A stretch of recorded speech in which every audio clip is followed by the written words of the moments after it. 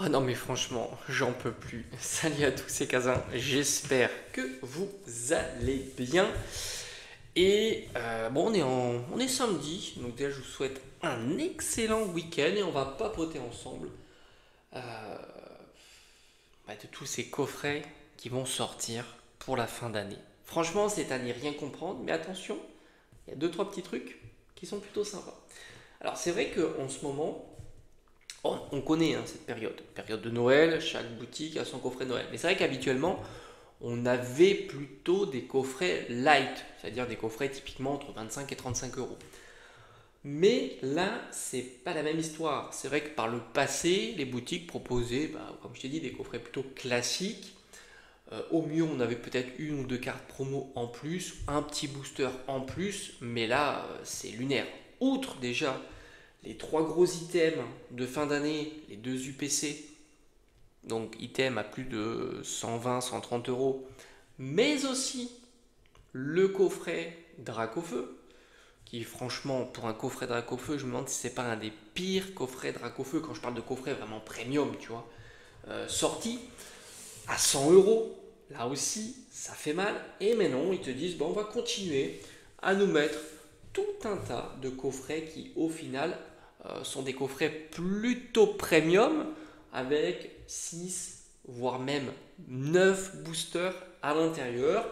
Et je vais te citer un petit peu tous ces coffrets-là. Bon, franchement, je vais te dire, en tant que collectionneur de scellés, à une époque, j'aurais été en PLS, évidemment.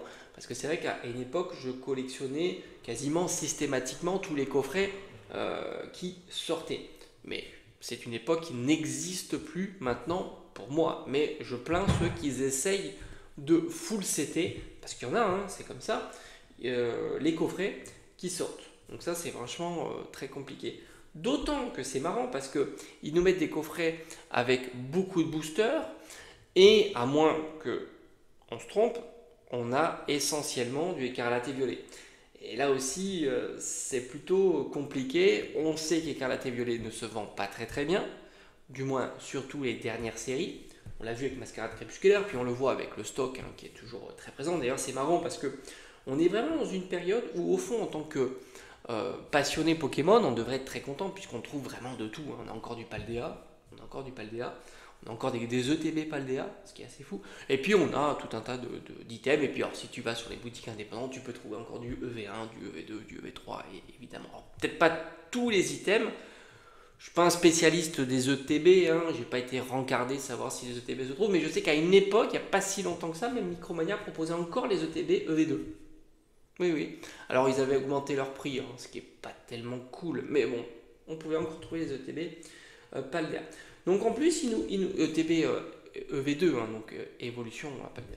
Donc c'est vrai que c'est assez fou de nous proposer dans une période plutôt difficile énormément de coffrets qui proposent aussi beaucoup de boosters. Alors est-ce que c'est pour recycler plutôt pour vendre les boosters?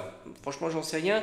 D'autant qu'à tous les coups, la ligne de production de coffrets est discutée plusieurs mois, voire quasi même plusieurs années à l'avance. Donc forcément, c'est compliqué. Et puis, il nous recycle quasiment l'intégralité des cartes. C'est ça aussi qui est un petit peu symptomatique de cette période. Au fond, des coffrets premium, ça peut être intéressant, mais si c'est pour recycler des cartes qu'on a déjà vues, ça, c'est non, évidemment. Donc on a du Archéduc, oui, ils ont fait ça. Ils ont sorti un coffret Archéduc, Lougarok. Tout ça, c'est du recyclé.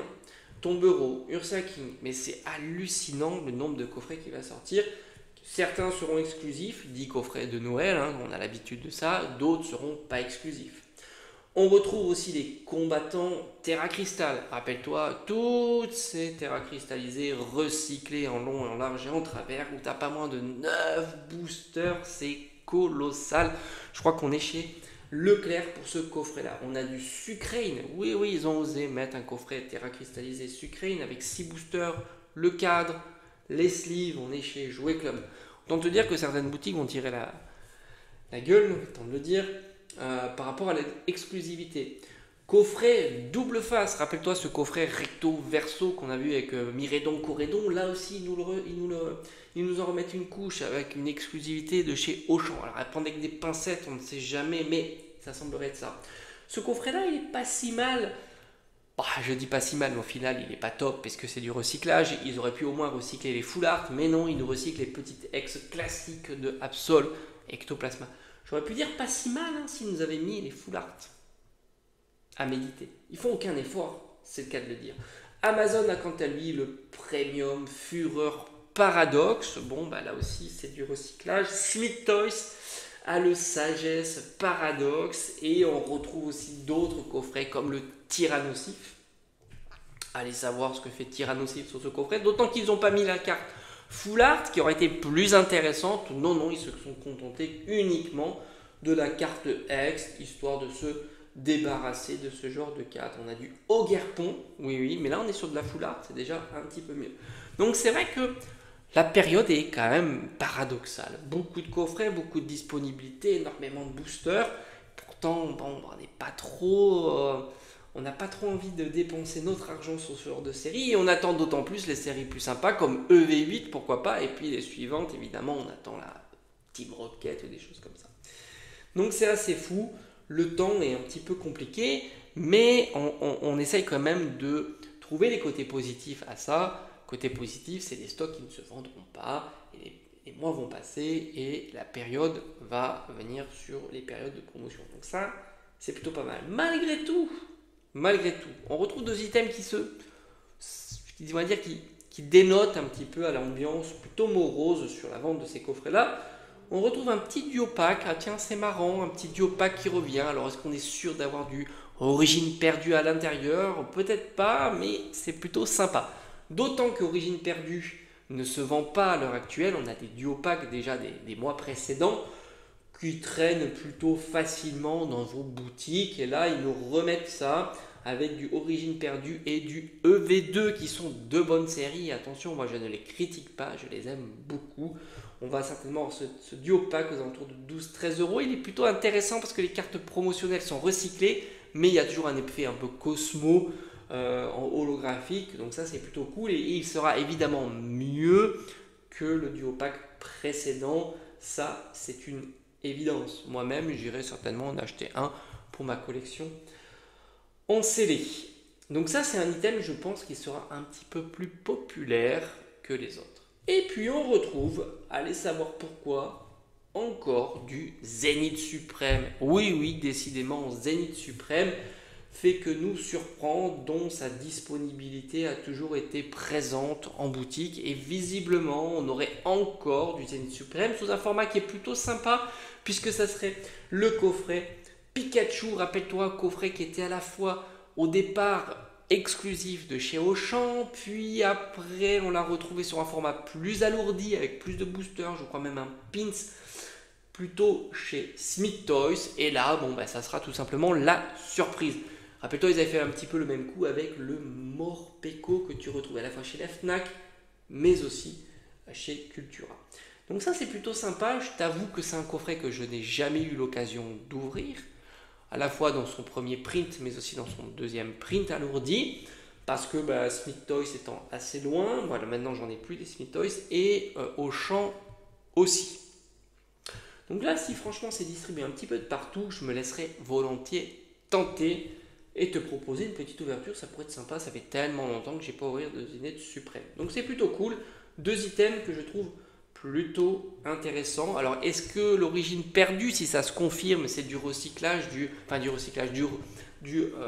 réassort, du reprint ou je ne sais pas, mais peu importe. Le seul intérêt, c'est que ces boosters là reviennent. Et d'ailleurs c'est marrant, certains avaient dit que c'est pas possible de reprinter ce genre de série puisque on est sur des bords qui sont plus jaunes. Et bien là, visiblement, ça a l'air d'être le cas. Alors est-ce qu'ils ont déjà printé à l'avance depuis des années? Peut-être qu'ils avaient tout planifié. Franchement, j'en doute. Moi, je pense que c'est plutôt facile de reprinter.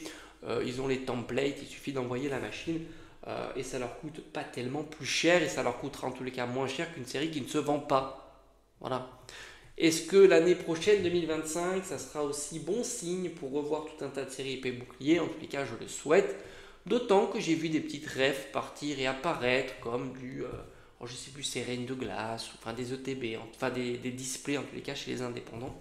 Allez savoir est-ce que tout ça est sérieux ou non, on le saura plus tard.